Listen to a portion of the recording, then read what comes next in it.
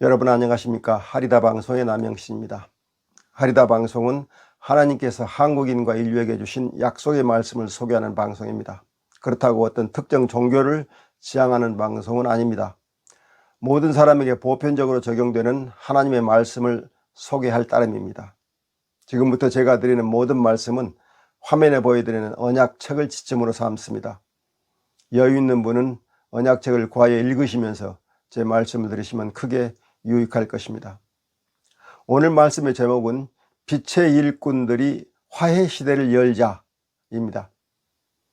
지금은 인류가 서로 갈등하고 증오하고 배척하는 시대에서 서로 존중하고 배려하고 공존하는 시대로 들어서야 할 때다 라는 것이 하나님께서 언약을 통해서 우리에게 주신 말씀입니다.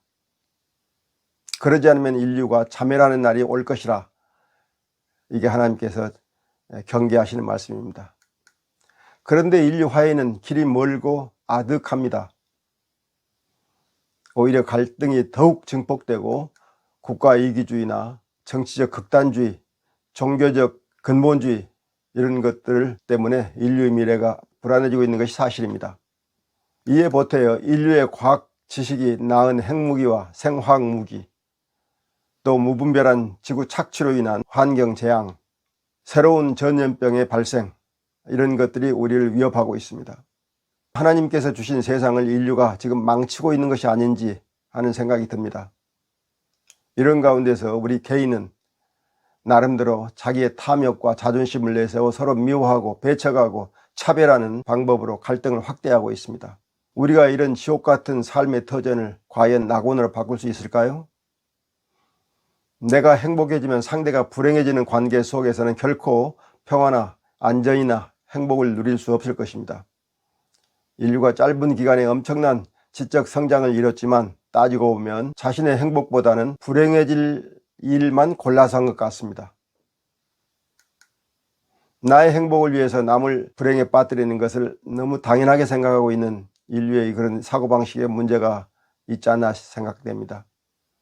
남이 행복해지는 것을 시기하고 질투하고 견제함으로써 자신의 만족을 취하려는 이 욕구 때문에 인류의 이런 문제는 해결이 어렵지 않겠느냐 하는 생각도 들지요.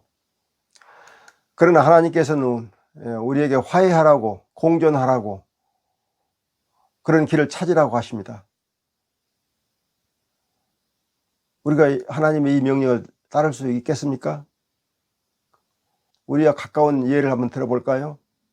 한국과 일본이 화해하고 그래서 서로 갈등을 치유하고 서로 배려하고 존중하면서 평화를 누리고 할 수 있을까요? 남북한이 동포애를 발휘해서 서로 사랑하고 행복하게 살 수 있을까요?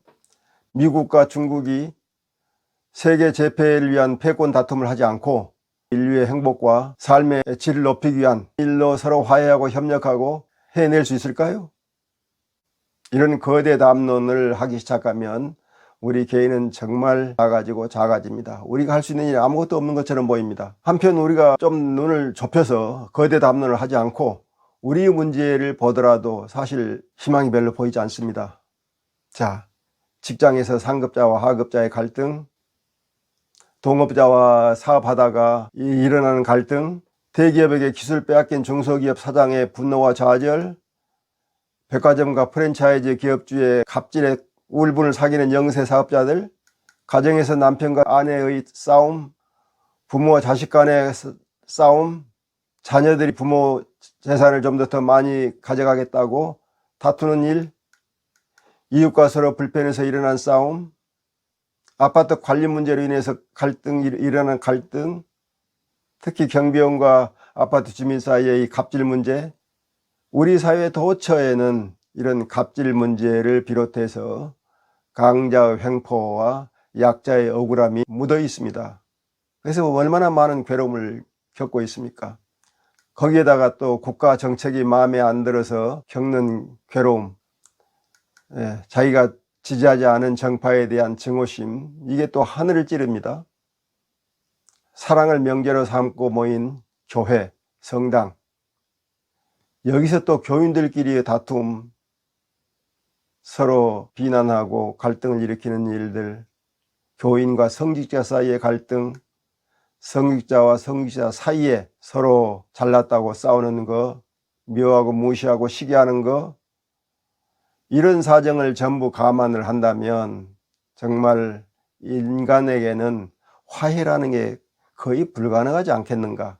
서로 공존하고 사랑을 주고받으면서 모두가 행복하게 산다는 게 거의 불가능하지 않겠는가 하는 생각을 하게 됩니다.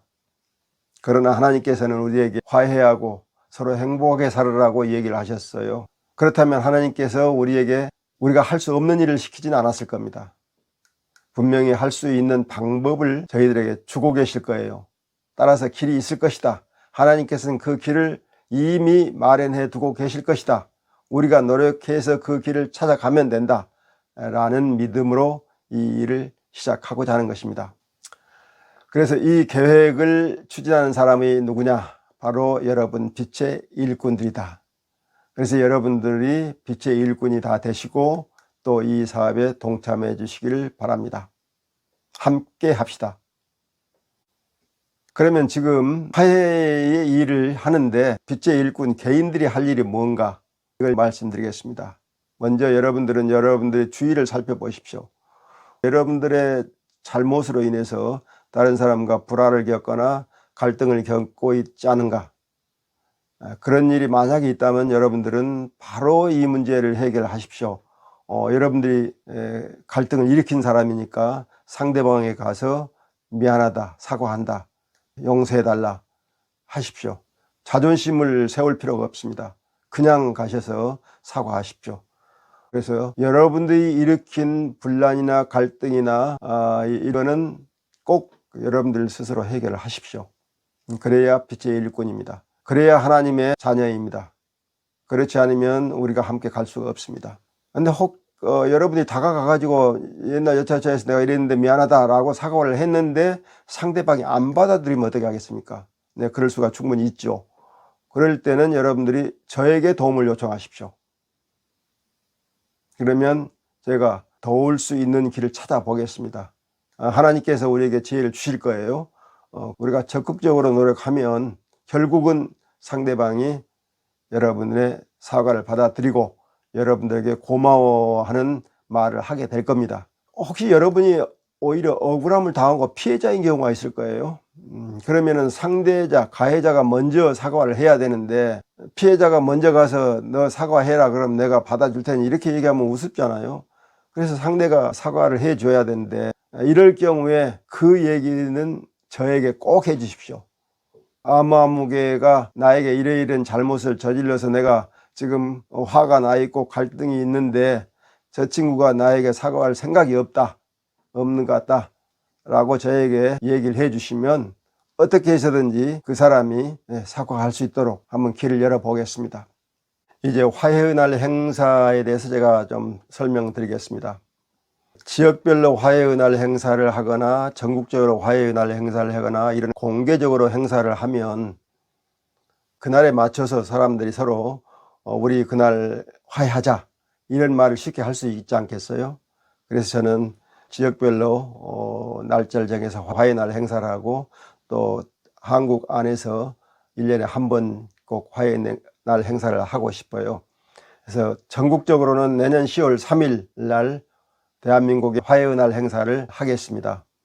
그날이 개천절이기도 하지만은 우리 하리다 방송 처음 방송을 시작한 날이기도 하기 때문에요. 그날을 기념해서 화해의 날 행사를 하고자 합니다. 지금부터 준비를 하겠습니다. 그 전에 여러분들이 저에게 보내주시는 화해를 위한 요청, 신청이랄까요? 그걸 보내주시면 제가 그걸 정리해서 지역별로 한번 나눠보겠습니다. 그래서 어느 지역이 좀 많은가 해서 많은 지역부터 화해의 날을 지정하고 그 지역에서 공개적으로 화해의 날 행사를 하겠습니다. 공개적이라 그래서 대대적으로 한다는 의미는 아니고요. 소규모지만 공개적으로 날짜를 공개한다는 겁니다. 그래서 많은 사람들이 알 수 있게 하는 방식으로 화해의 날 행사를 하겠습니다. 그래서 여러분들은 먼저 화해를 해야 될 사람들과 관련된 얘기를 저에게 신청을 해 주시고 신청해 주신 분은 제가 전부 의논을 드리겠습니다. 우리가 10월 3일 날 대한민국의 화해의 날 행사를 성공적으로 한다면 그 행사를 다른 나라에서도 또 할 수가 있겠죠. 어쨌든 이런 화해의 날 행사가 점점 퍼져나간다면 화해가 인류의 시급한 화두가 될 수가 있을 겁니다. 그러면 우리가 국가 간의 갈등, 인종 간의 갈등, 또는 종교 간의 갈등, 이런 갈등이 표출됐을 때 화해합시다 라는 말을 아주 강력하게 할 수 있을 겁니다. 자, 그래서 우리는 이제 하나님의 명령을 받들어 우리의 가정과 직장, 사회와 국가, 그리고 전 인류가 갈등을 치유하고 화해하는 일에 함께 해야 됩니다. 여러분들이 어떤 방식으로 이 일에 참여하든 상관없습니다. 여러분들이 참여할 수 있기를 바랍니다. 혹시 여러분들이 이 화해의 일에 참여하시고 싶다면 저처럼 두 손을 깍지 끼어서 입술에 대고 힘차게 외쳐주십시오. 그렇게 하리다. 네, 고맙습니다. 이건 주문이 아닙니다. 우리가 다짐을 함께 해보자는 겁니다. 자, 오늘 여러분과 저는 인류 화해를 위해서 첫 발을 뗐습니다. 여러분들이 우선 여러분들 주위에서 화해에 필요한 것들, 필요한 사람들, 이런 문제가 있으면 저에게 보내주십시오. 소위 화해 신청을 해 주십시오. 저한테 보내주실 때는 화면에 나가 있는 주소, 우편 주소, 이 주소를 사용해 주시기 바랍니다. 이 주소로 여러분들의 사정을 적어 주시면 제가 읽고 여러분들에게 답장해 드리겠습니다. 그래서 그때부터 여러분들과 저는 화해를 위한 일을 구체적으로 시작하게 될 겁니다. 자, 오늘 말씀은 이것으로 마치겠습니다. 다음 주인 10월 31일에는 하나님께서 한국인에게 주신 메시지를 전해드리겠습니다. 11월 7일 방송에는 하나님께서 한국의 젊은이들에게 주신 메시지가 있습니다. 그 메시지를 전해드릴 예정입니다. 여러분, 다음 주에 뵙겠습니다. 안녕히 계십시오.